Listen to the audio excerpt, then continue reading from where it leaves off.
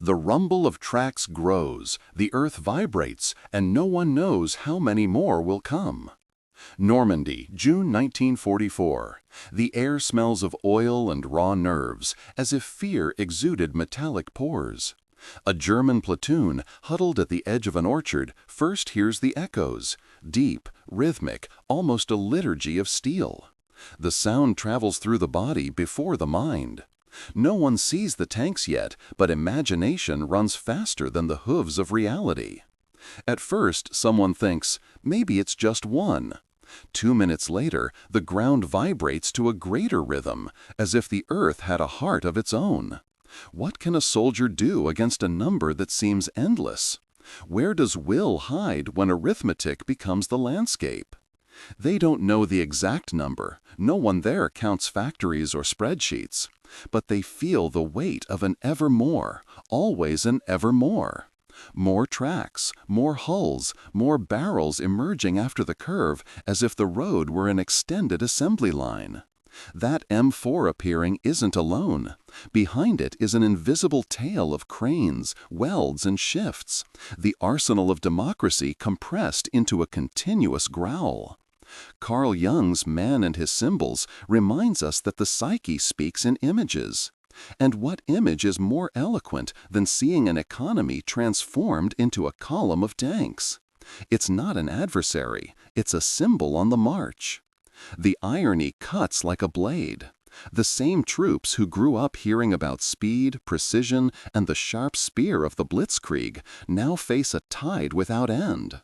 The individual hero, that heroic persona many wore as psychic armor, becomes small when the field fills with the synchronized sound of dozens of engines. In Psychology and Alchemy, Jung describes the negredo, the phase where old forms dissolve.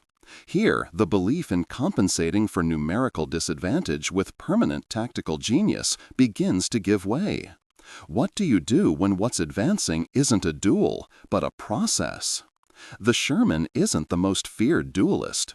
It doesn't have the majestic aura of a tiger in open country, nor the sharp silhouette of a panther. But it has something the psyche recognizes as inevitable: repetition.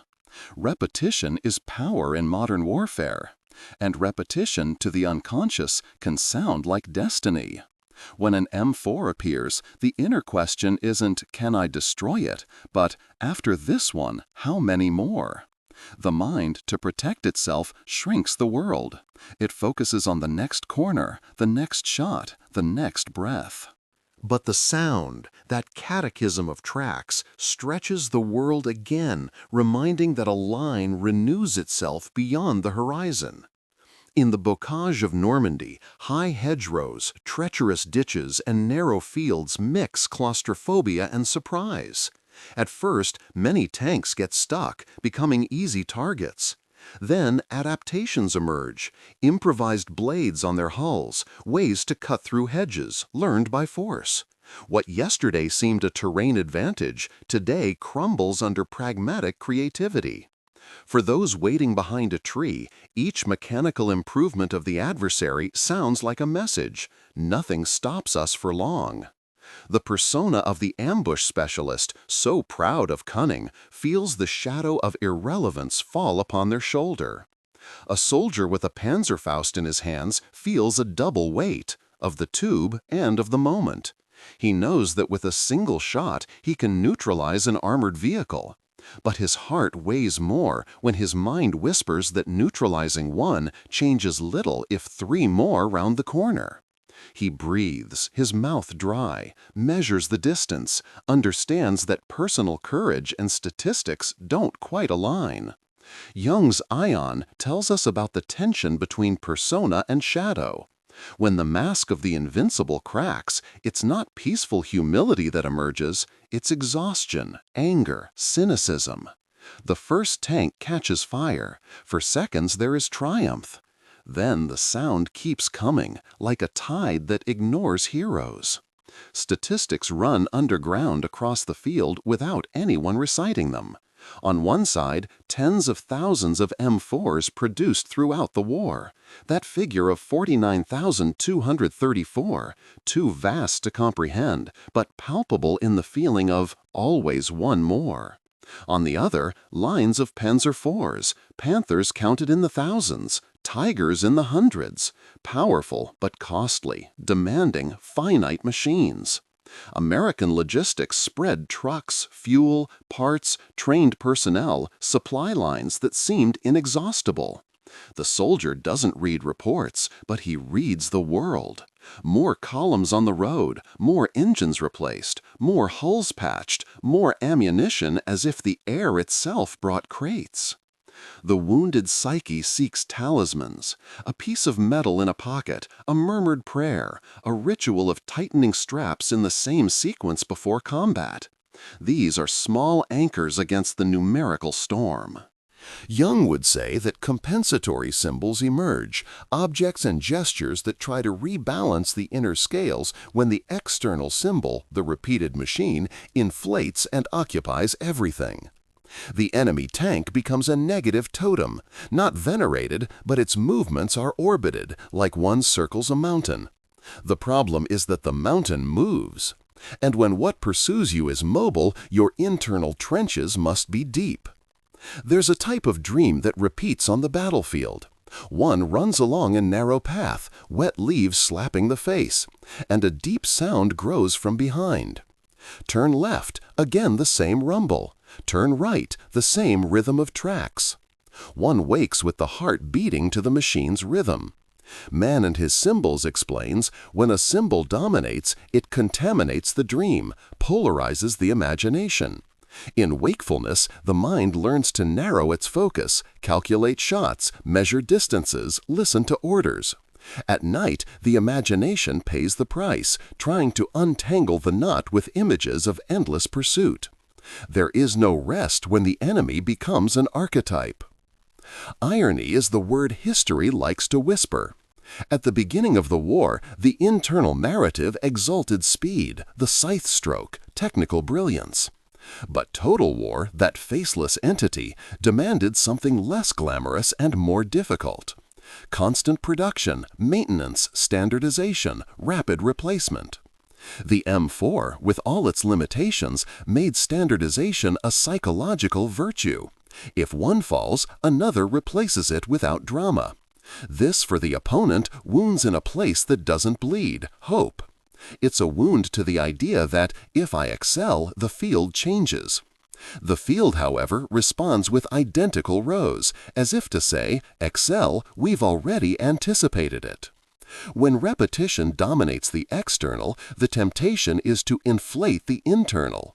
Psychological inflation, Jung warned, is dangerous. The belief that a heroic gesture compensates for the tides. Some fall into it, grandiose speeches, intimate promises of titanic feats. Others, burned by reality, retreat into the opposite, indifference, a dark humor that anesthetizes.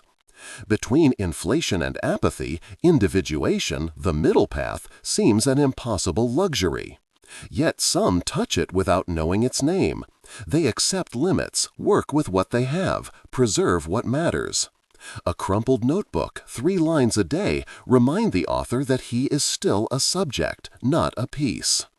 The continuous roar of the engines is not just mechanical. It becomes strange music that dictates the rhythm of battle. The music teaches something about power. The less dependent on charisma, the more resilient. Whoever faces an adversary that relies on production faces a collective psyche that regenerates itself. Jung spoke of collective forces that can take over individuals. Here, it's as if an industrial god, without an ancient myth, wrote the script. What can the individual do? Locate a point that won't yield to the count. Repeat to oneself the phrase that resists, I am not just the sum of my fears. It seems little on a field of tanks, but without that point, everything else gives way. There are accounts of crews who, even knowing the numerical disadvantage, discovered micro-victories that fueled dignity. A well-executed flank, an organized retreat that saved lives, a shelter dug at the right time. They don't change statistics, they change souls. And the psyche, which sickens with overwhelming repetition, heals with meaningful singularities, small actions that reintroduce freedom. The Sherman, symbol of the multiple, exposes the fragility of courage based on a single effect. The courage that remains, conversely, is born from a renewed commitment to reality, day after day, without illusion and without despair. None of this excuses violence or sanctifies machines. The symbol is not to blame. The symbol reveals. 49,234 revealed a world where war is decided as much by mechanical means as by psychic ones. The question for any combatant becomes intimate. When everything around me invites me to become a number, how do I remain a person? In psychology and alchemy, enduring the nigredo without breaking the vessel is essential. Here, the vessel is identity. External pressure invites rupture. Keeping the vessel whole, even cracked, is already a victory, not counted on a spreadsheet, but in silence. At the end of that afternoon in Normandy, when the dust settles and shapes regain their contours, someone jots down on paper, "Many came." That's all. There's no eloquence after a day like that. Exhaustion wants to close the eyes, but the mind still seeks an axis that doesn't spin with the track. Perhaps it's accepting that courage and limits walk together. Perhaps it's recognizing, without shame, that fear is not a moral failing. It's a sign that something sacred is at stake, humanity itself. The tank will return tomorrow. The question is whether tomorrow There will be something within me that numbers cannot reach. And if that something can be nurtured, perhaps the sound of the tracks will find less space within the chest. Facing the manufactured tide, the psyche finds two invitations: to dissolve into the mass or to root itself in a center. Jung called this center the self. It's not vanity, it's an axis. In chaos, the axis doesn't shout, it sustains. The field can teach this through hard knocks. When courage based on exception fails, what remains is courage based on the habit of returning to oneself. The soldier who gathers his own thread of meaning, even under the thunder of tanks, offers history an answer that statistics cannot measure. And perhaps, at some point in the future, it is this answer that will free us from the fascination with the uncountable and restore the measure of the human. The next morning brings the same rumble, but now the sound mixes with an aerial whine that prickles the scalp. There's a village with light stone and low roofs, walls scarred by gunfire that left a sweet dust in the air. A group of German infantry, tired and with damp boots, enters a doorless house to turn the room into a shelter. Across the street, tank tracks imprint the insistent calligraphy of persistence in the mud. Someone whispers to no one, "Today will be quick." No one believes it. A sergeant sketches a plan with charcoal from a dead fireplace. Arrows, an L-shaped ambush, a corridor of fire. The strategy is known. What has changed is the world's intention. The corridor now seems like a vein from the heart of a distant factory that pumps out tanks with every beat. The first M4 in the column appears, cautious, swiveling its turret as if sniffing. It doesn't risk the middle of the street. It sends infantry to knock on doors, follow walls, silently sniff out improbable mines. The radio sings inside the hall. Outside, the antenna swings an invisible language. The German crew watching from a broken window notices something subtle. The enemy tank's timing is synchronized with other timings, of those aiming, those protecting, those calling for smoke when needed. The cannon rotates quickly, without drama, as if obeying an internal metronome. In the mind facing it, the perception changes phrase. This isn't a brave tank, it's a well-coordinated tank. And the well-coordinated, in war, is the most dangerous. The ambush is set in a matter of seconds. A soldier with a Panzerfaust adjusts the rudimentary sight, measuring the distance with the eye of necessity. The plan is to hit the flank of the first M4 and freeze the column. His heart beats so loudly it seems to give away the position. At the moment of the shot, the entire street contracts. The tube's jet spits fire. The projectile travels a lifetime in 2 seconds. The explosion hits the hull, raising a tongue of flames. Someone shouts, and for a few clock ticks, victory exists. But the second M4 is already advancing with smoke deployed, covering the field. Its infantry knows where the shot came from and pours bursts into the window's quadrant. The symbol of repetition defends itself like an organism. The mind, which expected a duel, finds a cell of a larger body. In the interval between one shot and another, the group notices the blades on the hulls of some tanks, teeth that chewed through hedgerows as if they were old bread. It's the adaptation that ran faster than rumor. Yesterday, hedgerows stopped columns, created dead ends. Today, iron becomes a saw and opens a window in the vegetation. A corporal bites his lip until it bleeds and doesn't feel it. His head repeats a phrase, an involuntary mantra. Nothing stops them for long. Technical knowledge becomes emotional experience. The doctrine that bet on terrain advantage sees the terrain switch sides. The field, once an ally, is now neutral, and the neutral ground favors the persistent. There's a moment when the mind resorts to its intimate catalog of comparisons. The M4 doesn't have the predatory aura of a tiger nor the menacing profile of a panther, but it spins its turret with the speed of one who doesn't waste time, naturally swaps crews between vehicles, maintains radios that breathe the same breath as the battalion. The German crew perceives that the adversary doesn't gleam, it functions. And what functions all the time creates another kind of fear. In Man and His Symbols, Jung recalls that the dominant symbol in the psyche doesn't have to be beautiful or grand. It needs to be omnipresent. The omnipresence of the M4 as an idea is what distorts the horizon. No one evaluates armor plating when the sound says there will always be more. A poorly calculated friendly artillery explosion tears into the side street, scattering dirt and roof tiles. The German sergeant drags a young man who is trembling, not from injury, but from adrenaline. He shoves him behind a fallen stove, gives a light slap, asks for eyes. There, in the metallic heat of panic, A different kind of courage is produced, that of seeing again. Jung would say that the shadow, the fear of impotence, the urge to flee, the anger of being just one more, demands integration. To integrate is not to deny, it is to name, to accept without becoming captive.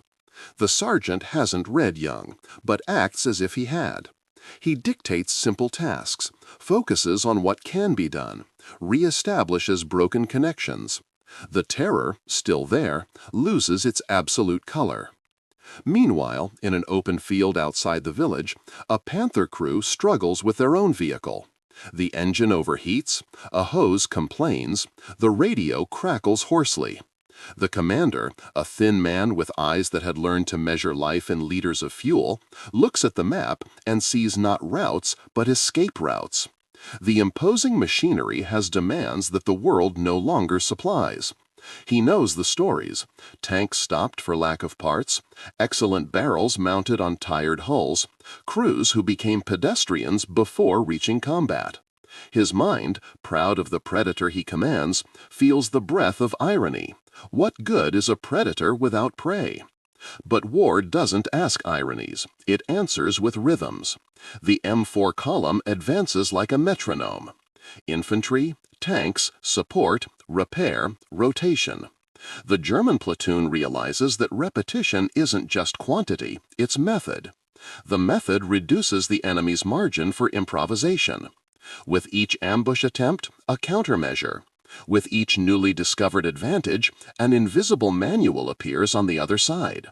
This corrodes something deeply and silently: the belief that momentary genius alters the course of a long tide.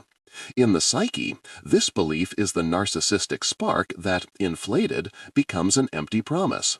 Fragmented, it turns into cynicism. Individuation, Jung says, walks between these abysses like a narrow bridge. There are survival stories that don't gleam, but sustain. In a barn behind a hedgerow-lined road, 3 Germans decide not to confront the column, but to guide it into a muddy detour, delaying its cadence by precious minutes.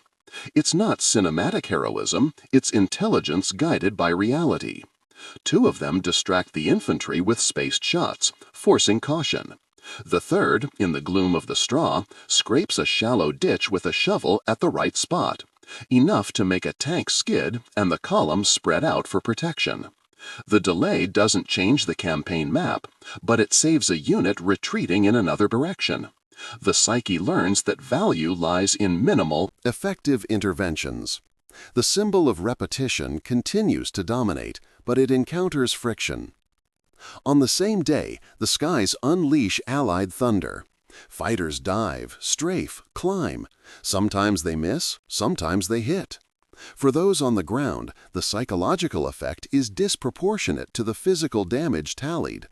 The sound from above, combined with the rumble from below, creates a spherical sensation, as if the field closed in a dome of steel and wind.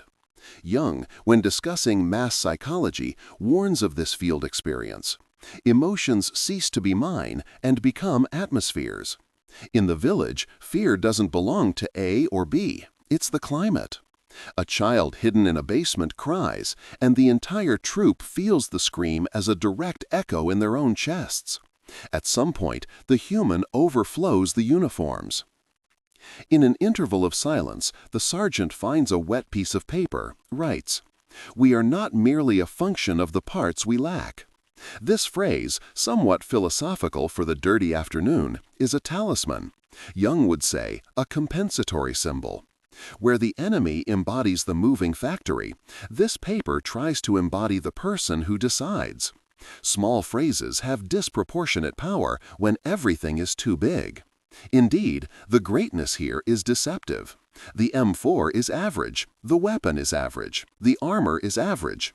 The greatness is the arrangement that makes the average a symphony. Recognizing this, and neither falling into contempt nor enchantment, is a requirement for sanity. The column resumes its march. The village is now a conveyor belt of dust and echoes. The Panther crew finally manages to start the engine with a touch that smells of desperation. They engage, move, seek a position that makes sense.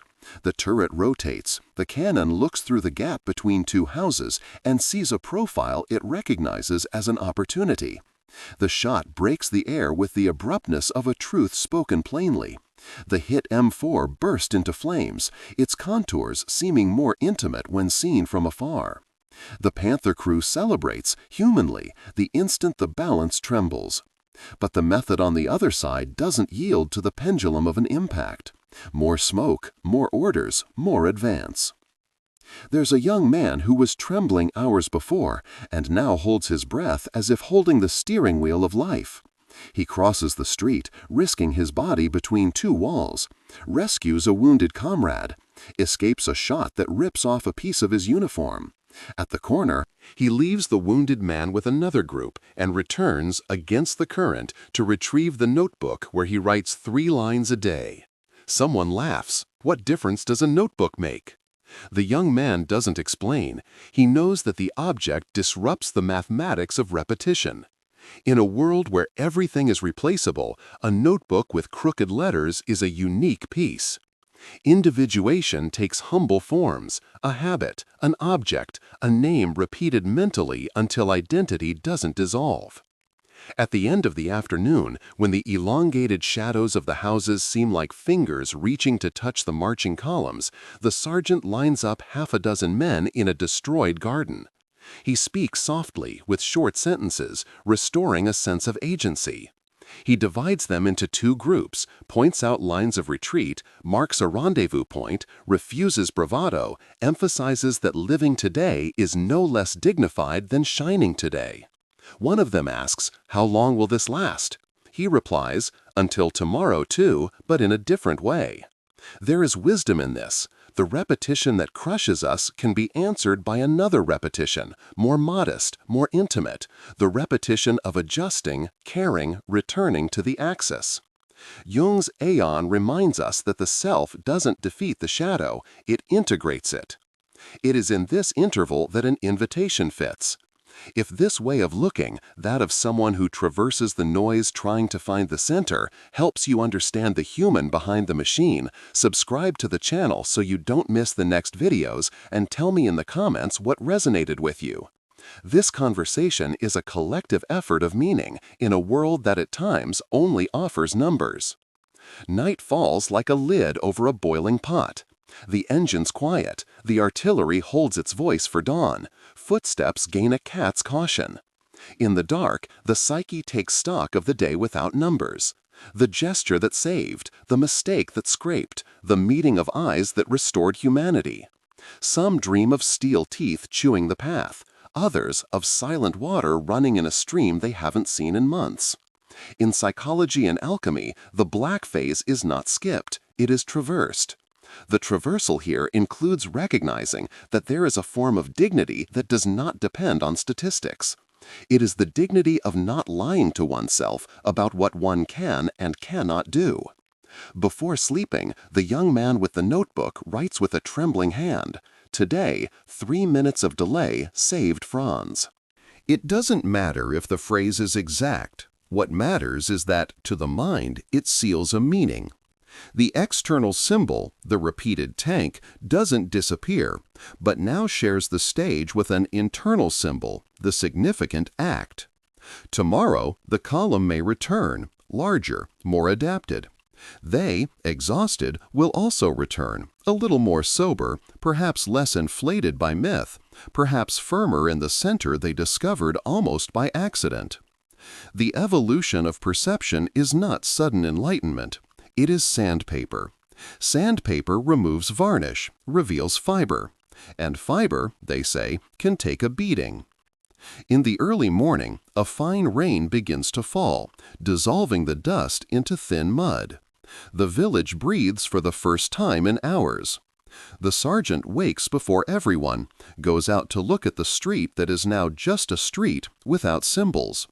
He picks up a broken piece of antenna, puts it in his pocket. He looks at the starless sky and thinks, without words, that what faces them is not the demon of the other, but the demon of numbers, and that the antidote is not the fantasy of the absolute hero, it is the practice of a center that survives the noise. When the others awaken, there is thin coffee for a few sips. He divides it unequally, more for those going ahead. There is no perfect justice, there are choices. Thus, from gesture to gesture, the mind learns to live without the crutch of glory. The world doesn't reciprocate, but the psyche becomes less captive to the always one more. The symbol of the M4, in its omnipresence, remains. What changes is the relationship with it. From an absolute negative totem, it becomes a reference to be circumvented, managed, traversed. One does not resign, one matures. And maturing here is cutting the umbilical cord of the fantasy that promised the gleam of the right steel would save everyone. The right steel, it is now known, without fuel, without parts, without time, is just a statue. When the next morning arrives, and it will come with the same music, perhaps their steps won't tremble as much. Not because the fear is gone, but because it has found its place. The men will move with a lucid weariness, the best one can ask for. And between one corner and another, between one shot and another, the mind will continue doing what the self commands. Gather, integrate, do not break the vessel. The world will continue to offer numbers. The answer will be to preserve the uncountable, the intimate point that no statistic measures. It's little, some would say. It's everything, knows he who traverses. The snap preceding the explosion is delicate, almost elegant, as if reality itself first yielded with a whisper before screaming. The narrow, twisted wooden bridge groans under the weight of an M4 trying to cross the murky stream, and the entire bank holds its breath as if it were a single creature. When the German projectile hits the tank's flank, there's a brief flash and a hot breath that stains the air with invisible particles. The platoon's psyche, compressed since dawn, finds in that impact an interval of light, as if to say, the world still listens. But the sequence responds with the already known language. Smoke deployed, infantry fanning out, another M4 taking position, the rhythm resumed without ceremony. It is at this moment, exactly when hope learns its own fragility, that something changes within. The young man with the notebook, now with less trembling hands and deeper eyes, observes the pattern as if reading a musical score. He notices that the column doesn't rush. It confirms itself. Confirmation is the opposite of haste. It's the step not lost, the protocol not forgotten, the replacement arriving before the lack. In Man and His Symbols, Jung insists that the images that take hold of us are not just beautiful or terrible, they are recurrent. Recurrence here is statistical and mystical at the same time. There are numbers that circulate like rumors, losses in thousands, replacements in thousands, casualties that leave anonymous marks on maps. And there are premonitions that, without arithmetic, say the same thing. Tomorrow there will be more. The turning point is not a movie hero, it's a perception that matures. The sergeant, who the day before had given the young man back his eyes with a light slap, now gives language back to the group with phrases that seem too simple for the chaos. 2 steps, breathe, observe, decide. He moves the pieces through the devastated garden as if rearranging furniture after an earthquake, not to feign normalcy, but to create minimal conditions for choice. There, the Jungian shadow, the panic, the anger of being a number, the desire to dissolve, offers its usual pact. Stop thinking, react. The sergeant refuses without rhetoric. Thinking is the last act of dignity. Psychology and alchemy would call this the beginning of albedo, that clarity after the thick night, not an open sun, just the return of faint outlines. Statistics, when they truly enter, do not do so in the form of tables. They appear as absences.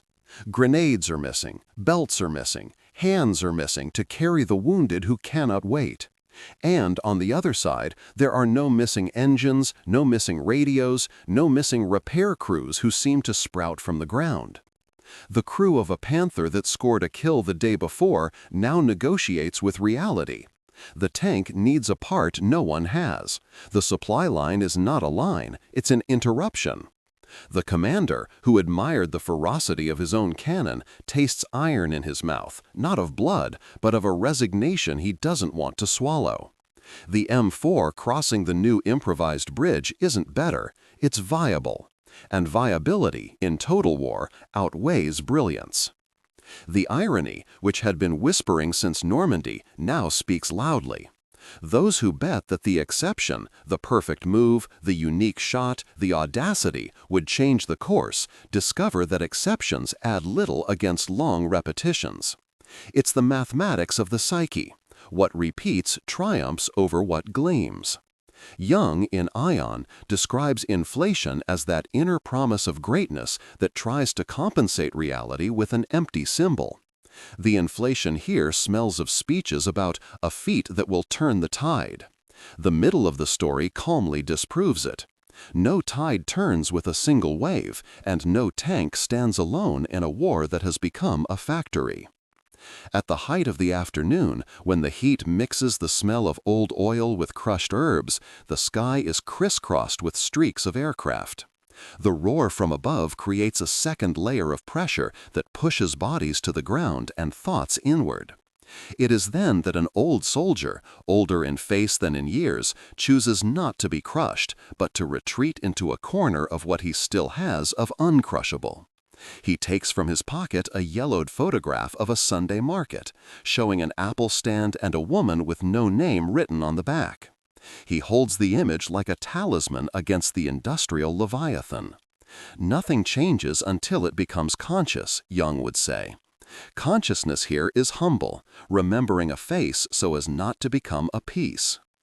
The climax doesn't arrive as a miracle, it arrives as a sum. The group decides not to execute the grand ambush they had planned that morning. Instead, they will make 2 modest interruptions in sequence, in the right place. A shallow ditch on an inevitable path, a distraction shot at the precise moment. a 12-step retreat to avoid becoming a statue of useless courage. The first M4 skids, the column spreads, the infantry searches. The collective machine hesitates just enough for a friendly platoon to cross the road further up. It's not the scene that makes a documentary, it's the scene that saves people. The psyche learns its new lexicon. Interruption is worth more than explosion. Imposed hesitation is worth more than isolated destruction. The human is worth more than the narrative. Statistics always take revenge on those who challenge them with bravado. They are, in a way, the collective unconscious of war, what vibrates beneath the visible and determines rhythms. The production of the M4 speaks this language. Standardization, maintenance, repeated rehearsal, replacement without trauma. On the German side, technical uniqueness, a panther with sharp claws, a tiger with a roar of respect, assumes the role of the hero archetype. But the hero, alone, does not feed the village. The factory does. This is the metaphysical humiliation of the middle. Understanding that courage does not need to die, but needs to change its profession. From spectacle to persistence. From the dazzling blow to the delicate work of delaying, protecting, retreating with honor, advancing without delusion. There is a moment of silence that feels like music. After the second interruption, when the group scatters among ditches and the shells of houses, the dominant sound ceases to be engines and becomes breathing. This silence has the weight of conquest. The young man with the notebook writes 4 words between dirty hands. We bought time for others. The phrase is a portal. It removes the I from the center and places the we. It exchanges brilliance for connection. In Jungian terms, the ego deflates a little and gives way to a center that knows its measure. The self, that silent axis, doesn't promise victory. It promises wholeness. And wholeness, in the middle of history, is a rare privilege. The shadow, of course, doesn't disappear just because it's named. It tries its last trick halfway through: resentment. If the other side won because of their factories, then to hell with meaning. It's a fatal temptation because it transforms lucidity into cynicism. The sergeant disarms this trick with a simple order: be careful with the words you repeat. A repeated word creates a field. If the field is one of renunciation of meaning, the body will obey. In psychology and alchemy, the albedo phase demands discipline. Separate, wash, decant. Here, the discipline is linguistic and gestural. Say only what sustains, do only what adds an inch of humanity to the combat zone. Amidst this fine-tuning, a request to those listening from afar, in a time without mud on their ankles. If these layers, the weight of numbers, the adaptation of the spirit, the replacement of bravado with persistence, help you read other fields of your life, comment here on what makes sense to you and share with someone who feels alone facing a factory that never stops. Sometimes a comment puts air into a lung we don't see. Time bends slowly. Days, or what are called days when light and noise confuse the calendar, pass as if dragging an invisible bell. The M4 column continues to exist not only on the map, but in the mind. When not heard, it's imagined. When heard, it's confirmed. The mind learns a form of resistance that is not spectacle, sleeping for minutes with the body against a cold wall, eating enough to not lose focus, laughing at silly things to empty the overflowing emotional tank. These are gestures that, isolated, seem like nothing. Combined, they prevent collapse. Jung would say that individuation is not a privilege of peace, it is a duty of war. In the twilight that resolves colors into a single tone of rust, the group witnesses an episode that from the outside would seem irrelevant. An M4 breaks a track and stops in the middle of the road. The other side's method doesn't panic. A support vehicle appears as if summoned by telepathy. The exchange is made with an awkward but efficient choreography. The march resumes. What touches the German platoon is not the part itself, but what it symbolizes: the ability to absorb failures without crisis. This is where the lesson takes root. When the system withstands error, error does not become a psychic event. When the system does not withstand, error becomes myth. How many of us, far from the tanks, are not trapped in the myth of error because of a lack of support systems around us? In the depths of the night, when the moon looks like a dirty coin forgotten in a coat pocket, the young man with the notebook recalls the Sunday market the old soldier kept in his photo. He imagines the smell of apples, the vendor's chatter, the laughter that isn't resistance, it's normalcy. He realizes that the world he wants to return to isn't the world of spectacle, it's the world of good habits. The hero that childhood admired doesn't disappear. He transforms into the less glamorous and more necessary figure, the adult who repeats the possible good. War, cruel as an impatient teacher, taught with slaps what Jung wrote carefully: "You become what you behold." If you contemplate only the number, you will become a number. If you contemplate the axis, you will become the axis. The middle is always the place where it is decided whether the story is about the defeat of fantasy or the death of meaning. Here it is decided for the former. Fantasy dies. There will be no single blow that changes everything. Meaning is born. There will be a sum of gestures that prevent the worst and preserve the best of what still remains. The next day, other M4s will come, and other shallow ditches will make them pause. Other smoke screens will rise, and other orderly retreats will save nameless Franzes. Other yellowed photos will resist the fine rain hidden in the pocket of someone who doesn't want to be a piece. And when the rare silence settles again, perhaps only for minutes, it will be possible to hear the heart return to being a heart, not a metronome. In that instant, the psyche, tired and whole, will know that it has traversed the middle, not to find glory, but to rediscover its axis. And that, although it doesn't appear in statistics, changes everything that can still be changed. The winter of 1944 arrives unannounced, and the cold doesn't choose sides. In the forest, the vapor of breath betrays positions with small clouds that rise and disappear. The Ardennes offensive attempts to impose surprise where arithmetic already governs. And for a few days, the fog makes the sound of engines seem closer and older, as if returning to a time when bravery could bend destiny. But the same lesson returns from the flank. When the cloud lifts, the method reoccupies the map. American trucks fill roads with a disciplined ant-like stream. Repair arrives before failure. The M4s, less flashy than their German predators, maintain the presence that exhausts. The German psyche, tired of waiting for the event that would turn the tide, begins to count in small things. One more day without rupture, a position held until nightfall, a friend returning from a patrol that seemed a one-way trip. Perceptions evolve quickly. The crew that once saw the Sherman as just another one now sees its family. Variants with improved suspensions, slightly different turrets, cannons that as a whole fulfill the function of saturation. For those suffering on the other side, it's not a technical catalog, it's the confirmation of an idea. Even when an individual tank falls, the type remains. In Man and His Symbols, Jung reminds us that the symbol that dominates the imagination doesn't have to be perfect.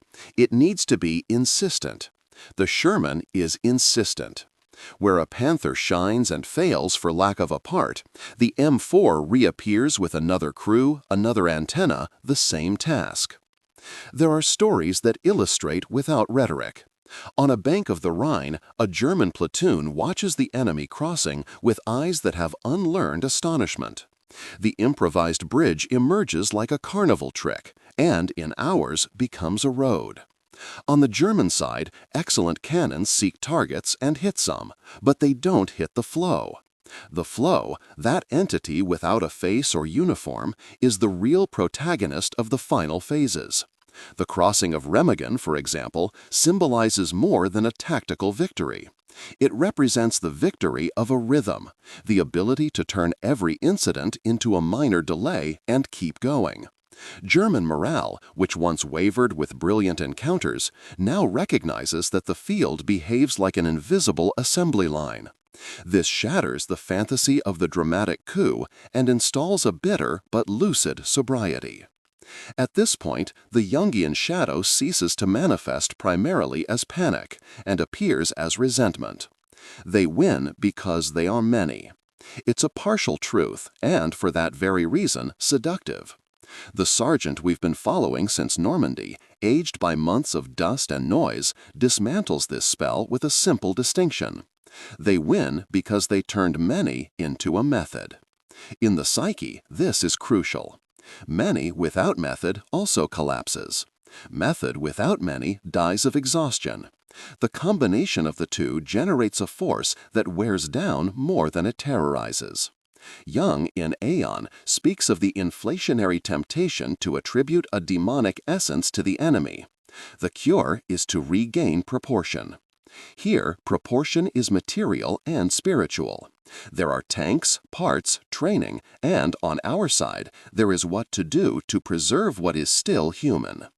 The final phases bring an almost invisible and essential detail: the normalization of error. In the Allied system, an M4 that breaks down doesn't become a drama, it becomes an occurrence.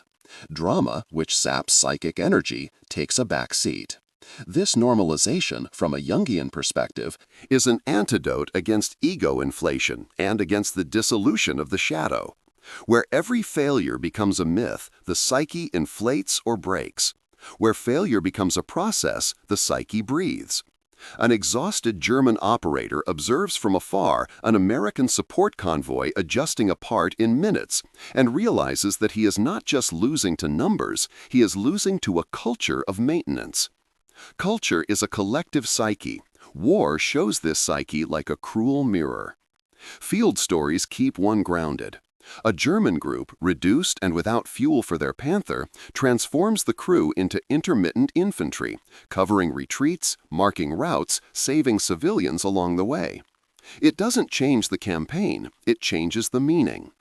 Psychology and Alchemy describes the passage from nigredo to albedo as the moment when one begins to separate what serves from what intoxicates. To separate here means to refuse the grandiose gesture that would cost lives for a minute of glory. It means to accept the modest gesture that preserves someone's future. Morale is not euphoria, it is commitment. And commitment in these final months sustains more than bravado without context. The course of events responds with statistics that hurt like a stone in one's shoe. The production of armor, the replacement of crews, the fuel that arrives, the air cover that funnels roads, all of this becomes silent pressure that isn't narrated but lived. The soldier registers it with the language he has. They always have more. This phrase, repeated, can become inner surrender, or it can become a diagnosis. The difference lies in a millimeter of consciousness. Nothing that remains unconscious will fail to manifest itself in destiny, Jung wrote in Central Ideas repeated in Man and His Symbols. Becoming conscious that war at that point is logistics and method allows one to choose achievable objectives, protect what remains, avoid the tactical suicide that fantasy demands. The influences on morale are cumulative. On one side, losses and fatigue. On the other, the realization that the enemy has learned to learn. The Sherman with hedgerow blades was one sign. The changes in formation on narrow roads another. The speed in installing bridges another. The coordination between tanks, infantry, and engineers yet another. Each sign communicates to the German psyche that it faces not an army, but an ecosystem. Ecosystems are not defeated by isolated blows. This reduces the psychic space for exhibitionist heroism and expands the space for courageous prudence. Prudence, a word that would have sounded insulting at the beginning, becomes a final virtue. Connections with Jung help name the legacy. In Wotan, he described an archetypal power that seized peoples in storms of irrationality. In the final phases, another power dominates the field. The archetype of the modern Leviathan, the factory, the plan, maintenance, repetition. For those on the side that doesn't master this archetype, the risk is to demonize it and lose the lesson. The lesson is not to venerate the machine. It is to integrate the awareness that systems sustain achievements, and that without systems, courage becomes a spark in the wind. This applies in war and outside of it. Perhaps it is uncomfortable to admit that the myth of the lone genius doesn't stand up to the mud, but it is liberating to discover that communities with method produce discrete miracles. There is, of course, the immediate human legacy, grief, trauma, memories that awaken at night with the rumble of tracks that no longer exist. And there is the psychological legacy that the title of this video invokes. The mental impact of seeing 49,234 machines of the same type spread across a continent. This impact teaches an ethics. Either you become a number or you find a center. The self, in Jungian language, is that axis that is not confused with victory or defeat. In the last weeks, many found it out of necessity. In the young man's notebook who continues to record minimal acts. In the sergeant's gesture of distributing the meager coffee with discernment. In the refusal to turn resentment into a program. The world crushed many, others battered did not break. If this journey, which seeks the human behind the machine and the method behind the number, is helping you see your own life more clearly, tell me in the comments where you are watching from and share this video with someone who needs to remember that persistence and system protect what we love. Tell me in the comments where you're watching from. Building this dialogue is also creating a method against discouragement. In the end, there remains a synthesis and a vow. The synthesis: the Sherman was less an adversary and more an industrial mirror that forced the psyche to mature. It showed that the hero without an ecosystem becomes a statue, and that the ecosystem without a soul becomes tyranny. The world crushed many, others battered did not break. If this journey, which seeks the human behind the machine and the method behind the number, is helping you see your own life more clearly, tell me in the comments where you are watching from and share this video with someone who needs to remember that persistence and system protect what we love. Tell me in the comments where you're watching from. Building this dialogue is also creating a method against discouragement. In the end, there remains a synthesis and a vow. The synthesis: the Sherman was less an adversary and more an industrial mirror that forced the psyche to mature. It showed that the hero without an ecosystem becomes a statue, and that the ecosystem without a soul becomes tyranny. The vow: may the memory of this tension preserve us from repeating the worst. May it teach us to design systems that sustain people and people who do not dissolve into systems. Because at the end of every count, what decides isn't the total on spreadsheets, it's the axes each person manages to maintain when the columns start rumbling again. Who looks outside dreams. Who looks inside awakes. Carl Jung.